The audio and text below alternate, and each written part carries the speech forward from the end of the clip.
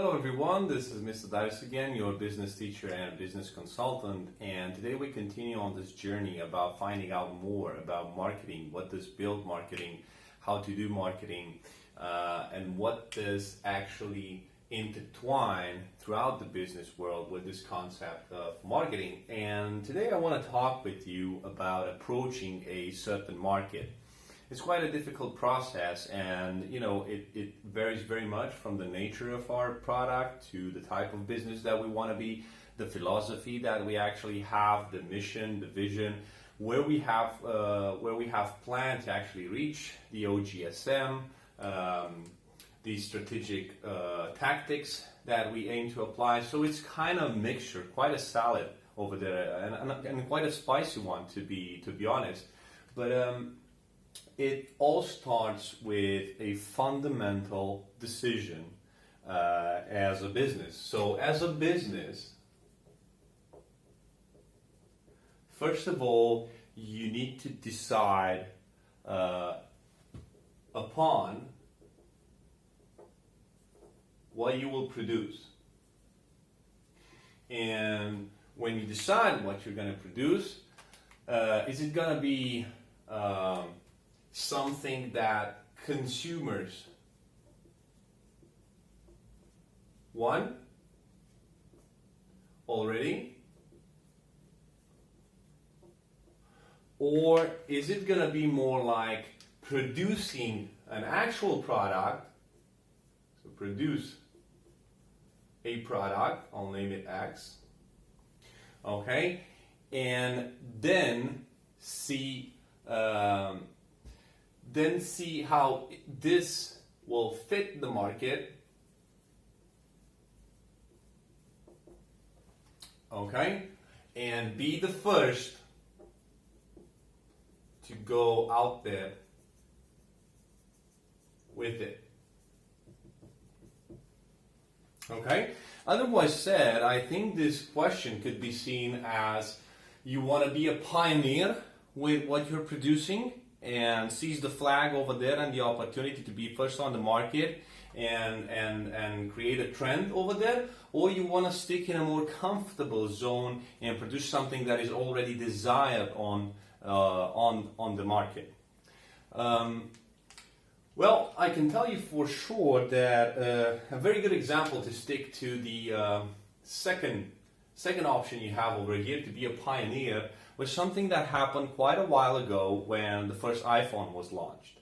And I remember that in the press there were statements from competitors such as Nokia saying that they are not concerned at all of mobile phones that would be on the market without any buttons or keyboard. So a couple of years later, let's look where iPhone or Apple products are today because of the pioneering move that Steve Jobs had of coming on the market with such a product and then building urge and demand for it. So nowadays you can't really imagine people refusing to work with Apple products, or actually refusing an iPhone, or not typing messages with the help of a type screen. So things quite change very much. So this would be an example that would fit over here. And where is Nokia today? Well, I think that's hard to actually point a finger on the map in terms of how much of the mobile phones market or smartphones market do they actually still control. Moving a bit forward, I think we need to decide what kind of strategy we're gonna take forward if we are to approach a certain market. So the first strategy that we could opt for is known as market orientation.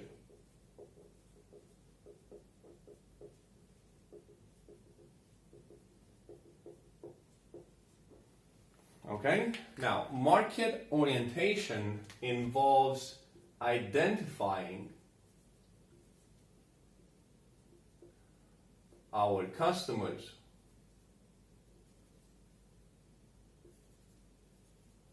needs and wants.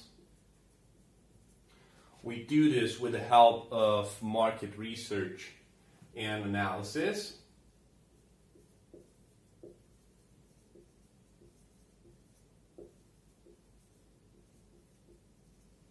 Why? So we can actually develop products that they need, or we can actually develop products or come up with products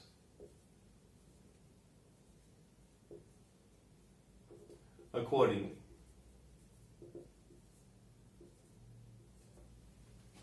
Okay? So I think best example I can give you here, and we can make it a bit funny, a bit dynamic, is like we would write a coding line over here. So if clients want cheese, then produce cheese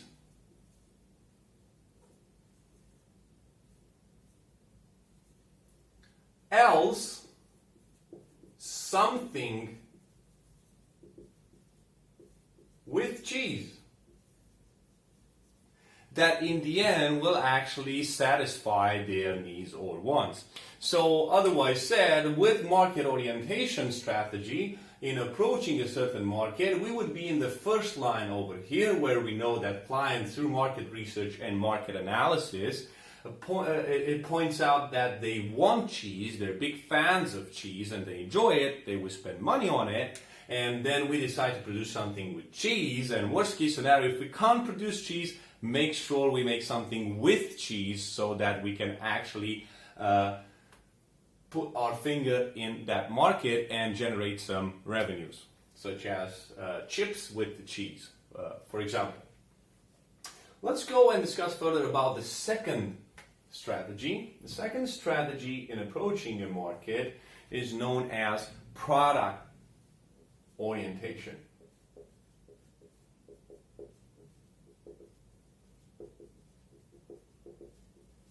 Okay.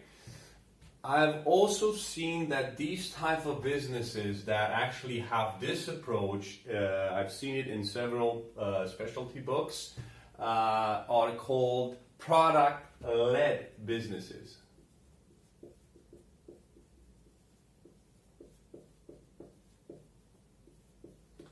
These are the type of businesses that actually have a product orientation approach. So in this situation, you make the product you are capable of making. Okay? And then try to find a way to sell it. And then find a way to sell it. Find a way to sell it. Okay? And this kind of strategy is very characteristic for companies that have high quality goods.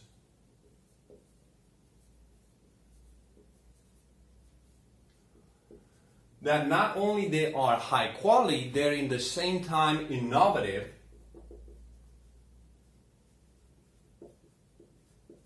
And it's just a matter of time until they will create demand on the market. So it's just a matter of time until customers or clients or consumers, however you want to call them, they're going to discover them, they're going to see they're very qualitative, that they're very ergonomic, they're innovative, they solve many problems, they're very good, and they decide to jump and generate demand for that. And to give you an example, a practical example over here, I invite you to think of a painter. So a painter is actually making a paint of a fruit basket. Okay? Now the market didn't ask for it, customers didn't ask for it, there's no demand for it, but because it's quality in it and is, its posture and seems as quite a high quality good over there, in time, it's just a matter of time until someone will buy it. A client might come in and say, I love this fruit basket, goes really well with my living room, and I want to buy it, or I want to put it in my office. So this kind of product orientation strategy means that I'm focusing in producing what I can actually produce, and then in time I'll find a way for the market to generate demand for it and actually sell it. Now, moving forward for the third one, which is actually, it's number 3, but it's between,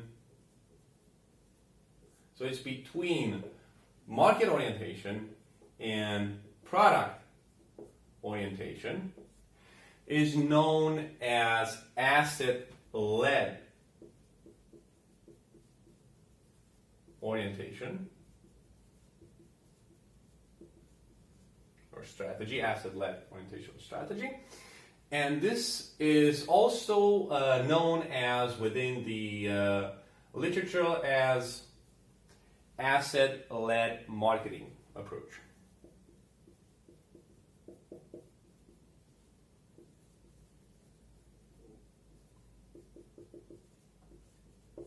Asset-led marketing. And what does this mean? What is asset-led marketing? It means you take a look, you zoom in, you take a look within your own company, where you are as current position on market, okay, and the current assets that you have.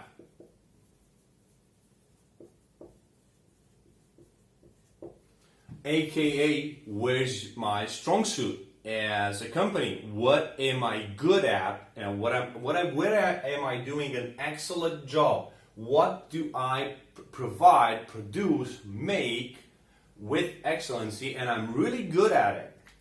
And in order to find out the answer to this question and to go through this process, there are 3 magical questions that you should ask yourself and answer in the same time, so they will point you towards the correct answer for your business.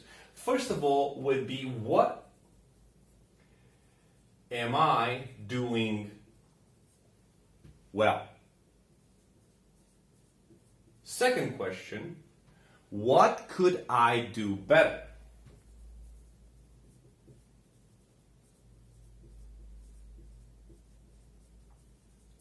And last but not least, out of what I'm producing, or all the products that I'm producing right now, which products are not working well, are not selling well? Okay? So these are the 3 magical questions in actually trying to identify if we have an asset, if we have a strong suit, and we can turn this into our favor and have such a strategy towards approaching our market. So by answering these questions, what happens instead? So instead of us focusing on what the client wants, okay, instead of doing this, so instead of focusing on what the client wants, we are now focusing, in fact, in producing, we're focusing in producing what we are best at.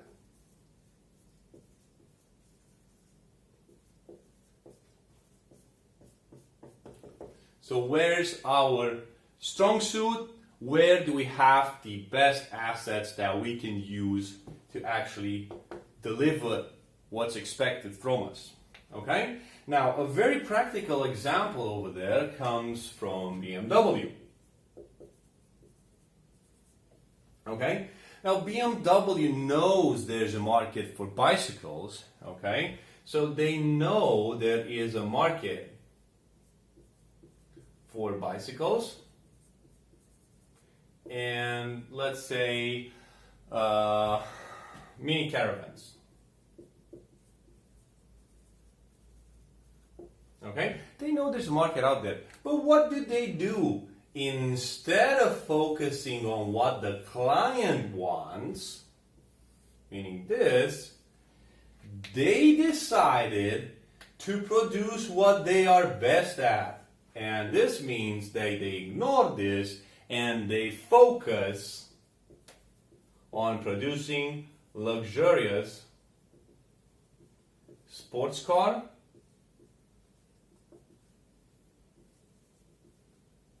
and SUVs.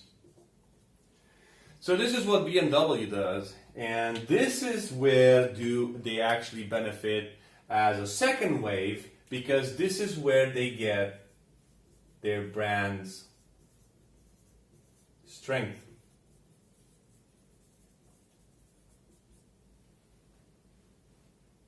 Yeah, so this is where they get their brand strength, because they decided to ignore what the client wants and focus on where they have their assets, their strong suit, and they have a beautiful reputation in producing strong and reliable and luxurious sport cars and SUVs. So this being said, when we approach a certain market, we need to ask ourselves the fundamental question: do we want to provide something that there already is demand out there on the market for it, or do we want to be in the second category? We want to be pioneers and actually put products out there, be the first, be the one that marches out there bold, and in time generate demand for or find a way to create demand for our products. Thank you so much for watching this video, and don't forget, if you have any business queries, just drop me a line and I'll help you pull it through.